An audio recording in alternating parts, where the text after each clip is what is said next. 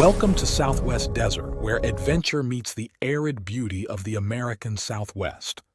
Join me as we explore Southwest's lost historical characters, stunning desert vistas, forgotten Native American history, or tales of lost gold mines. There's always something new to discover.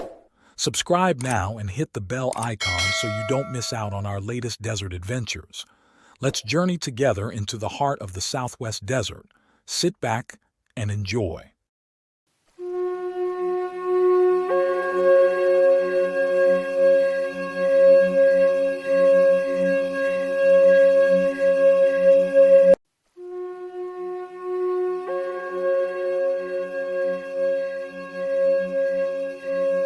In this episode of Southwest Desert, we uncover a remarkable tale from 1870s Arizona territory. A story that begins with a tragic massacre, leads to an incredible discovery of gold, and ends in both triumph and devastating loss.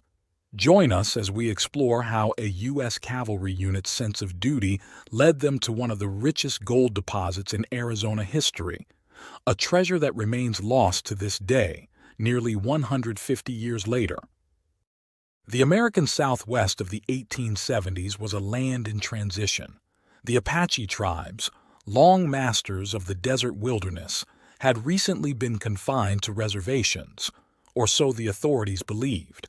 This newly imposed peace had given settlers a false sense of security, leading them to take risks their predecessors would have deemed foolhardy, such as lighting night fires while camping in the open desert. It was against this backdrop that our story begins, at a place known as Maricopa Well, a vital watering hole along the banks of the Gila River. As the sun began its descent one fateful evening, an immigrant family's ox team drew to a halt beside the well. The scene that unfolded was one repeated countless times across the frontier. The teamster released his tired beasts from their yokes while his family climbed down from their wagon, grateful this wouldn't be another waterless camp for the night. The family fell into their usual routine. The mother and eldest daughter began preparing the evening meal, while the two younger children helped their father make camp and gather firewood. They had no way of knowing that their ordinary evening was about to become anything but routine. Thank you for joining your desert frontiersman Alan for another Southwest adventure. If you would like to help support my time and channel, hit the super thanks heart icon on the bottom of the video and contribute. This is very helpful. Relax and enjoy. Just days earlier, a band of Apache warriors had escaped from their reservation. Military scouts tracking the group reported that the band had executed a wide arc around the fledgling settlement of Phoenix, heading southwest toward Maricopa Well. This ancient Indian watering place would prove an irresistible stop on their journey toward the Mexican border. The next morning's dawn revealed a scene of horror. When military scouts arrived at the well, they found the wagon still smoldering, its contents looted. The bodies of the man, his wife, and their two young children lay scattered about the camp. But one person was conspicuously missing, the eldest daughter. The signs told a clear story. She had been taken captive. The Apache Trail led south across the Gila River, heading straight for the Mexican border. One scout remained to follow the trail while his companion rode hard for Fort Tucson with news of the massacre. The fort's commanding officer wasted no time. He immediately ordered a company of mounted troopers, led by a captain, to intercept the raiders before they could reach the safety of Mexican territory. What followed was a grueling pursuit across some of Arizona's most inhospitable terrain. The captain set a punishing pace, 1 hour of riding followed by just 10 minutes of rest. The scorching desert heat took its toll on both men and horses. Water was scarce and uncertain in this part of the desert, leading the captain to issue a crucial order. Every trooper was to watch their mount carefully. Horses had an uncanny ability to sense water, and in this parched landscape, that instinct could mean the difference between life and death. Then came the moment that would transform this military pursuit into desert legend. Suddenly, The lead horse threw up its head, caught a scent on the hot breeze, and wheeled off their path.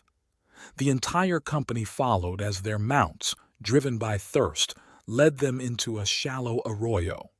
There, at the base of a low, rocky ledge that stretched several hundred yards along the wash, they found their salvation, a pool of rainwater caught in a natural depression. The scene quickly organized itself. The first horses to drink moved up the wash, making room for others, and a second similar pool was discovered at the upper end of the ledge. There was enough water for all. Parched throats were soothed, and canteens were filled while the horses drank their fill. It was then that fate intervened. One observant trooper, watching his horse drink, noticed something unusual in the pool, shiny pebbles that caught his eye. Reaching down, he scooped up a handful of the glittering stones from the muddy bottom. His shout of amazement brought his fellow troopers running from all directions. In his hand lay a collection of gold nuggets, pure and gleaming in the harsh desert sun. The discovery set off a frenzy of activity. Men scrambled to gather more nuggets from both pools. When the upper hole's supply began to run out, they returned to the lower pool, clawing more golden pieces from its muddy depths. Some troopers began searching along the rocky ledge itself, and excited shouts indicated more discoveries. The gold seemed to be everywhere. The impact of the discovery was immediate and profound. Several troopers, their minds clouded by visions of wealth, pleaded with their captain to abandon the pursuit of the Apaches and begin mining this incredible deposit. But the captain remained steadfast in his duty. Not only did he refuse their pleas, but he also took control of the situation by collecting all the discovered nuggets and distributing them evenly, ensuring every man received 2 or 3 pieces of the gleaming gold. The order to move out came immediately after the distribution. As the company rode away, the troopers tried to fix the location in their minds. But the surrounding landscape offered few distinctive features. The visible hills lacked any distinguishing peaks or marks, and the desert stretched endlessly in all directions, an unbroken expanse of sand, greasewood, palo verde, and cactus. The pursuit resumed, and soon the Apache trail was picked up again. Through careful planning between the captain and his scouts, the cavalry managed to surround and capture the entire band of raiders. The white girl was rescued and eventually returned to relatives in the east, while the Apache warriors were taken back to Tucson to await trial. But the story of the Golden Ledge was far from over. The returned troopers were consumed by gold fever. Many attempted to resign their commissions immediately, but with enlistment periods ranging from 1 to 3 years remaining, they were forced to wait. Time was their enemy.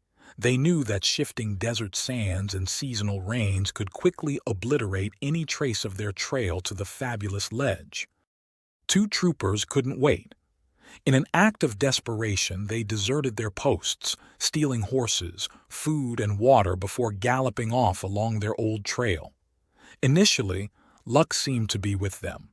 The trail remained visible and they reached the outcrop without difficulty. But the desert gods who had smiled so benevolently during their first visit now turned cruel. The water holes that had saved their lives and led them to their discovery were completely dry. What followed was a tragedy born of greed. Paying scant attention to their growing thirst, the deserters loaded each horse with as much gold as it could carry. But as they began their return journey, the weight of their treasure and the lack of water quickly took its toll. First to go was their food, flung aside to lighten the load. Then their oats and nose bags, followed by their pistols and ammunition. Their parched, swollen tongues prevented speech, but the staggering gait of their horses spoke volumes. Finally forced to dismount and lead their horses, they still refused to abandon their golden cargo. As men and horses stumbled through the desert, handful after handful of nuggets was reluctantly cast into the brush. When one man collapsed, unable to rise, his partner made a final, futile gesture of loyalty, With superhuman effort, he managed to get his companion's body onto a horse's back and continued staggering forward. This was how they were found, one dead, the other dying. They had glimpsed their fortune twice and paid the ultimate price for their greed. The story might have ended there, but it didn't. Years later, when Phoenix was still a rough frontier town without paving or sidewalks, a contractor hired an elderly carpenter's helper who began sharing this tale, bit by bit, over several years. Unlike the countless prospectors who spun tales of lost mines, this old man was different. He worked steadily, saved his money, and went about his business quietly. Each spring, he would take several weeks off to search for the lost ledge, only becoming talkative just before these annual expeditions. The contractor last saw the old man in the spring of 1915. Before departing on what would be his final search, the elderly carpenter pulled 2 gold nuggets from his pocket and made a stunning revelation. "I was a trooper in that company sent after the Apaches when we found the gold." Without another word, he donned his hat and walked away, never to be seen again.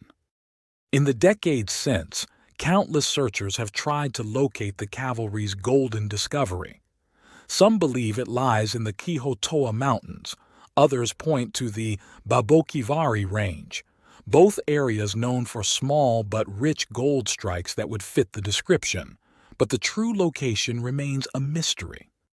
Perhaps somewhere in the vast Arizona desert, that gold-laden ledge still waits, hidden beneath years of shifting sand and desert storms. Or maybe, like so many tales of lost mines and hidden treasures, its true value lies not in the gold itself, but in what it reveals about human nature, the eternal struggle between duty and temptation, and the harsh price of giving in to gold fever on the American frontier. Join us next time as we explore another fascinating tale from the American Southwest. Check out my large catalog of Southwest videos and playlists. Happy trails!